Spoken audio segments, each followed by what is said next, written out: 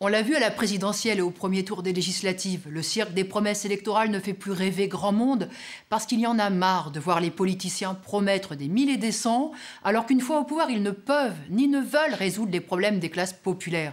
Et puis ils sont dépassés par leur propre système, dépassés dans les hôpitaux et l'éducation, dépassés par la flambée des prix, dépassés par la guerre et cette crise climatique dont on mesure tous les jours les conséquences. Cette impuissance est partagée par tous les politiciens.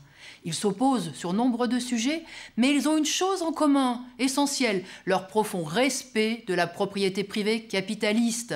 Le grand patronat peut écraser les salaires, imposer la précarité et supprimer des emplois comme il veut. Il impose sa loi aux petits producteurs, aux artisans et aux paysans. Il est libre de spéculer et d'entraîner toute l'économie dans le chaos. Dans cette période de flambée des prix, les travailleurs s'appauvrissent semaine après semaine. La seule mesure qui peut l'empêcher est l'indexation des salaires et des retraites sur les prix. Eh bien, il n'y a pas un politicien pour la défendre, parce qu'il n'y en a pas un pour s'affronter aux capitalistes. Le changement ne viendra pas de l'intérieur des institutions et de ses notables. Il viendra des exploités, des ouvriers, des employés, des soignants, de tous les travailleurs. Pour cela, il est nécessaire qu'ils prennent conscience de leurs intérêts, de leur rôle essentiel pour la société et de leur force collective.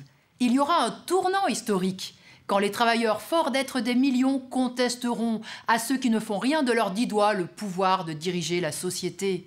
Dans le passé, les travailleurs ont su faire reculer le grand patronat au travers de leurs luttes collectives, des grèves, des occupations d'usines. Ils puisaient leur force et leur fierté dans l'idéal d'une société sans exploitation, sans la loi du profit et la concurrence. Une société égalitaire et organisée collectivement, une société communiste. Pour renforcer politiquement le camp des travailleurs, il faut construire un parti opposé au parti bourgeois, un parti qui vise le renversement du capitalisme, de son culte de l'argent et de la réussite individuelle.